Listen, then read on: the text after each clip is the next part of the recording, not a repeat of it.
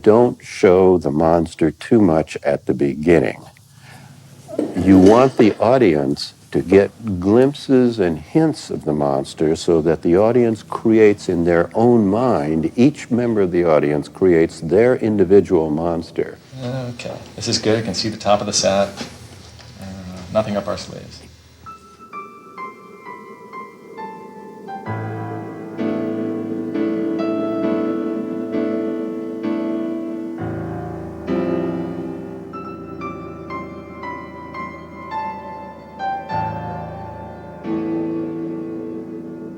Last night, I had the strangest dream. To me, the house is a woman's body. The hallways, the stairways, the corridors are the vagina. I, as a teenage boy, am immensely desirous of penetrating those hallways. Yet at the same time, I am a little bit fearful about the journey. Perhaps it begins even earlier, at birth. The baby emerges from the safety, the warmth, and the darkness of the womb, travels down the birth canal, and emerges into the light, into the greatness and the terror of life.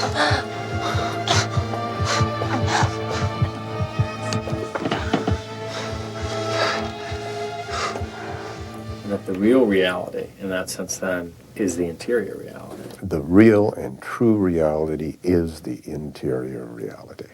All right, this is the place, right here, in what was once an old lumber yard on Main Street in Venice, California. Depending on who you ask, it's a factory, it's a magic workshop, it's a house of dreams, it's a sweatshop. It's the world's greatest film school. It's a movie studio. It's Roger Corman's Concorde Studios. It's kind of funny for me to be back here. I haven't actually been away from it really long enough to become nostalgic. But I'm getting there, especially for the planes going by.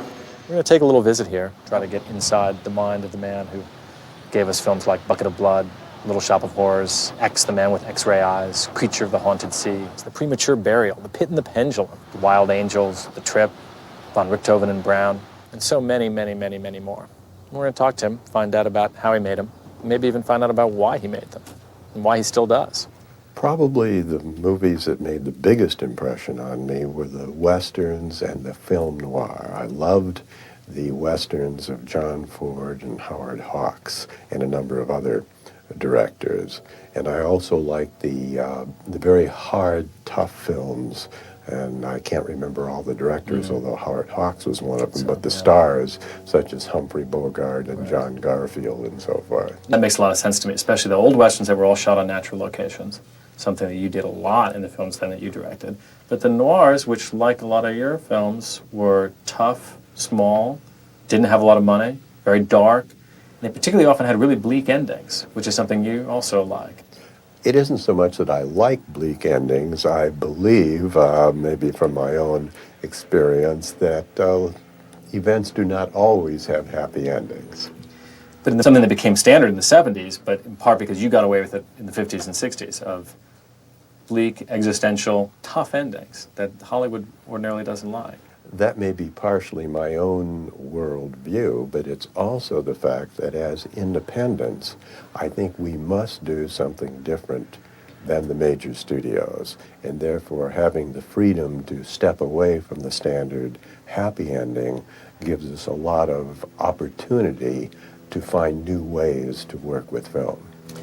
That's interesting, because that's always been, from a commercial standpoint, the definition of the independent picture. Its niche is to give the audience what the big studio can't. That might be sex, when the studio couldn't give you sex. It could be violence, when the studio couldn't really give you violence. But you seem to be suggesting it also meant we could give you a tougher, more realistic, more radical view of the world, which the studios also couldn't give us, if that was another exploitable element, in a sense. It's partially an exploitable element, but it's also the fact that the studios, being essentially the establishment, and as such, tend to give you an establishment viewpoint. As the independents, as the rebels, we not only tend to, but I think want to give an alternative viewpoint. It's sort of appropriate with the Carnosaur poster behind you, but there's the dinosaurs starting to die out as the Ice Age or whatever is coming, and there's the wily, furry little mammals running around at their feet who are going to not only make it, but become, in effect, the next dominant form. So that, in a sense, that was you. You were the furry little mammal scurrying around there at the feet of the dinosaurs right then. I could see opportunities in what the majors were not doing. Particularly, I could see the fact that they were making very expensive films for an older audience. They had older actors. They would have a leading man in his 50s making love to a leading lady in her 40s because they were the great stars. Right. Whereas I could look around and see that the audience were teenagers. And it was fairly obvious to me, and I don't know why, not to the major studios, that if I had a teenage leading man and a teenage leading lady, the audience would go to see those films. That was only one factor. Right. It was also the youth movement that I would make films that would appeal more to young people rather than the, frankly, middle-aged type of film being made by the majors. Now, I don't know, is there some connection here? Is this a progression on what we were talking about before of kind of the sexual, erotic nature of the horror films and to have gone from the sort of more gothic, subtle treatment of that to just the out-and-out strip bar also combined with a kind of slasher movie, like that somehow the times have gotten so much rougher that the old gothic teasing is not enough? It may well be, because when I was doing the Poe films and the other Gothic horror films in the 60s, I was working very much psychologically and by indirection. Starting in the 70s and 80s, directors were getting the same effect by cutting off an arm and letting blood scream across the screen. So I think things have gotten a little more overt.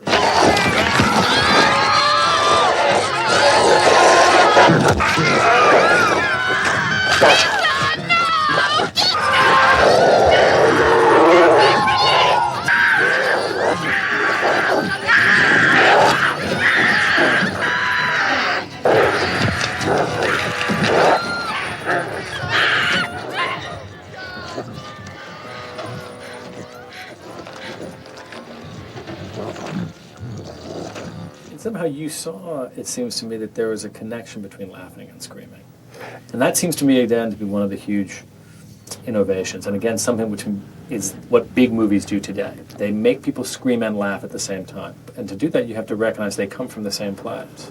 My theories were, and still are, that there is a vague connection between horror, between sex, and between comedy.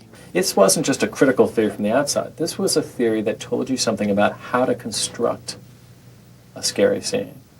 A typical way to do it, and of course there are many, many ways to do it, a typical way is a very, to me, obviously sexual scene, which is a man or woman moving down a corridor searching for something so that the tension builds and the audience is saying, consciously or unconsciously, I've heard audiences speak back to the film, and they're partially saying, walk or run down that corridor and find out what the secret is at the end.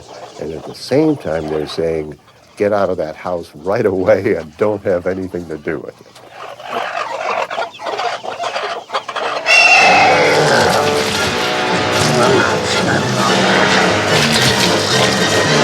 I mean, and you've often talked about that in a very psychological way.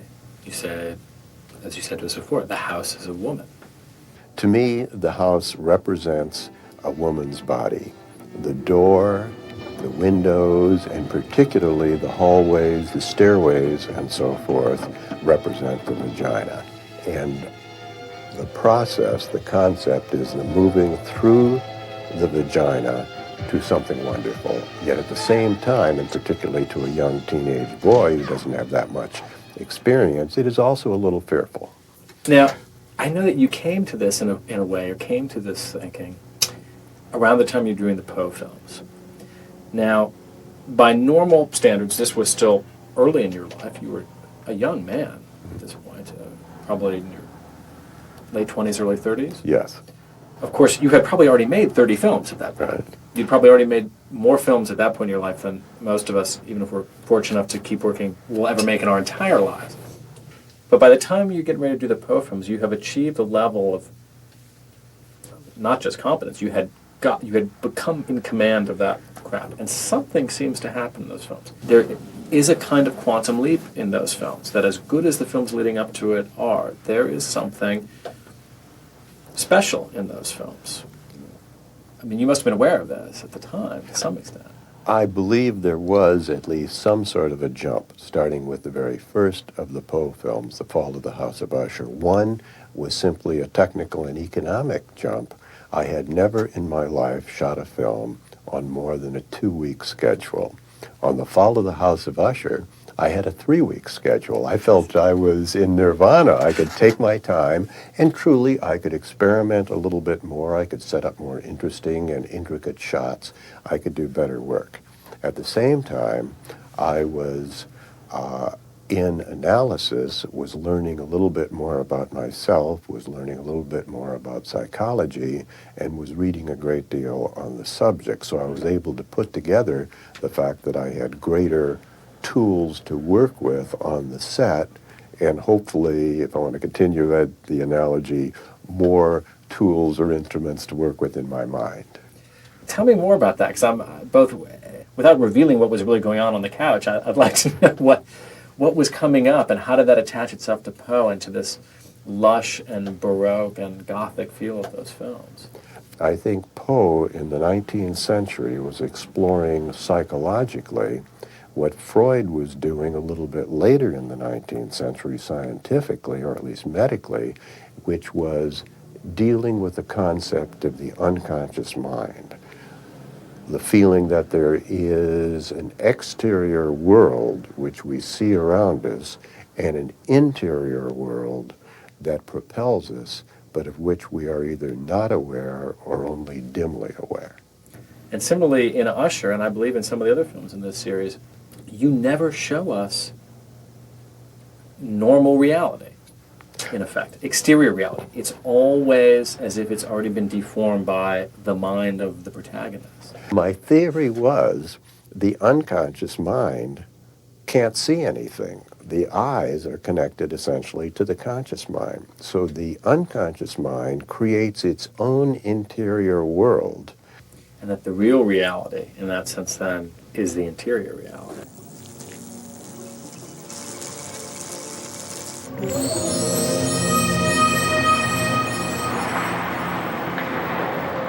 The real and true reality is the interior reality. So many films I'd like to stop and talk about, but one of them that we must talk about is The Trip. Because again, we're talking about a film that takes place in some ways inside the mind. Now I know, I don't know if it's generally known, but you did some very serious research for The Trip. Yes, I was a very hard-working and believing director, and I felt if I was going to do a film about LSD, simply as research, and maybe because I just wanted to do it, I took an LSD trip. I went up to Big Sur, and I had a spectacularly good trip. Chuck Griffith has described your LSD trip and said that you spent most of the time lying face down on the ground saying, the earth is a woman, and I am humping her. That is partially true, but there was one additional thought. I thought I had come up with a great new art form. I felt that, it's true, I went to this beautiful place, Big Sur, took the LSD and immediately laid down and looked at the ground and never looked at the ocean and the trees or anything else. Well, again, interestingly, you're not looking at the landscape, you were going in here. Right. You were going inside. And I had some sort of a feeling at the time that I could create something in my mind and be connected to the earth, and my creation would travel from me into the earth and then could be sampled by anyone else who is also connected to the earth. Now, this is not necessarily anything that was ever able to be put into practice, but at the time it seemed like a great idea. Yeah, and very low production costs. Right. At this period, you're making what are radical films, stylistically. They're about radicals. They tended to influence and inspire a generation of radicals. And I'm particularly thinking of a kind of what almost might be considered a trilogy here of Wild Angels, The Trip, and probably Gas. if that's how it's said. Yes. Stunning films were truly the beginnings of really countercultural kinds of filmmaking, but also the beginning of the end, if not the outright end of your relation with AIP and attempting to do films for somebody else. On each one of the films, after I finished them, they made increasingly large cuts in the film so that each film, when it came out, was roughly what I had made but had been changed a little bit. But in each of these cases, there were not superficial cuts. They were things that went right to the heart of how radical the films were. Yes, the final shot of the film really was one of, I felt, the most spectacular shots I ever had. I was shooting at the top of the Acoma Indian Pueblo in New Mexico, and I had a pullback shot starting on the boy and the girl kissing, just in a tight two-shot, and then pulling back to show the entire Acoma Indian tribe, the entire marching band of a local high school, the Hells Angels, the full chapter of the Hells Angels, and a number of presidents of the United States. I can't even remember everything in this shot. I mean, it was an incredible shot. And finally, all of them, because I was using a zoom lens for the first time combined with a crane, and all of them eventually dwarfed in the spectacular New Mexico landscape. I also introduced the character of God. I thought it was kind of funny and hip and somewhat meaningful. They cut God out throughout the film and cut out possibly the best shot I ever made and just ended with the beginning of the shot on the boy and the girl kissing, and that was the end of it. And that was indeed the last picture I directed for AIP. You also shifted away from directing yourself and to the beginnings of what would become New World and later Concorde New Horizons, and the raising and training, in effect, of generations of young filmmakers. Why did you lay down your camera? It's like Prospero putting down the wand there at that point and deciding to just produce other magicians. I was a little bit discouraged about what had happened with gas, and I just became incredibly tired shooting von Richthofen and Brown. I had shot too many films too fast, and I was just getting tired. Okay. See, this is the real treasure stuff here. This is the real money in the bank. Roger owns almost every picture he did. It's funny, you're used to seeing films on the screen, and it's just the images in which you remember them. But in the end, it's these, right? It's the cases. You got here, oh, dusty. It's like in the Gothic castle. We got Babyface Nelson, Jack Nicholson. Oh, down here we got a couple of my classics. Carnosaur. There's a Brain Dead print. Body Waves, Manhunt, Blood Fist. Bad. Back Rows of Harlem. Oh, yeah. Yep, there's another one of my... Oh, look at that. I love that. I've got Body Chemistry, too. I did that one. Right next to Roger's Little Shop of Horrors. Caddo Lake, Earl Franklin's film. Oh, and look at this. Here, see? This is Corman Essence. Ingmar Bergman's Autumn Sonata, right next to Battle Beyond the Stars. That's Roger. I mean, who else would have taken Bergman and released him in drive-ins all across the country? Then, unfortunately, at the end, you really have to show the monster, Show the damn thing. but you postpone that moment as long as you can. Yeah, but this could be related back to your sexual theory of the horror film, too, that the foreplay is often better than the finale, right? So I guess that's true for another comparison between the act of lovemaking and the creature film. It's true of many things. I don't think in the end any filmmaker will actually tell you who they are. It doesn't matter what questions you ask. If you want to know who they are, you're going to have to look at the films. And I think if you look at Roger's films, you can find him all over the place.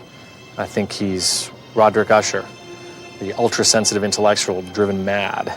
I think he's Ray Milland in X, the man with X-ray eyes who wants to see right through the world and ends up seeing straight through out to the other side of reality. Of course, he's Seymour Krelboyne with his magic blood-drinking, flesh-eating plant that makes him a millionaire until it does him in. Or the would-be wannabe beatnik artist in Bucket of Blood who desperately wants to be in with the in crowd, wants to be a real artist, and only becomes one accidentally when he finds that the people he kills make good sculptures. Or he's Peter Fonda in Wild Angels, the rebel who won't quit, who is having an orgy at a funeral. Or Peter Fonda again in The Trip, He's a commercials director who, dissatisfied with the lack of artistic integrity in his work, decides to tune in, turn on, and drop out. But perhaps mostly the contradiction is seen in the last real film he directed, in a way, Von Richthofen and Brown, a terrific World War I picture made for peanuts. In it, the great elite artist, the Baron von Richthofen, who's kind of a fighter for a fighter's sake, an artist for art's sake, is pitted against the humble, thrifty, industrious, hardworking, somewhat hustling American George Brown, and is ultimately shot down by him. Sometimes I think that might really be Roger. Both of them. That the sort of great elite artist that he might have been was ultimately shot down by the hardworking, hustling, brilliant, pragmatic businessman that he was. But of all those images, there's one that I think of most encapsulates Roger. And it's, of course, the end of the film that's one of my favorites and one that he himself has called his most personal. It's The Creature from the Haunted Sea. And it's one of those films, maybe the only film in the history of movies practically, where the monster wins. At the end of the film, you get this wonderful shot of this monster sitting at the bottom of the sea, squatting on top of the bones and bodies of the people he's killed in a huge chest of gold. And the monster's sitting there actually smiling. And I think in a way that's Roger. I think in a way he is a monster. He's a fabulous monster, a nurturing and devouring mother who has lived off his children for years. But none of us really mind. After all, he gave birth to us. We are his children. We're all little monsters, just like him. Thanks, Roger.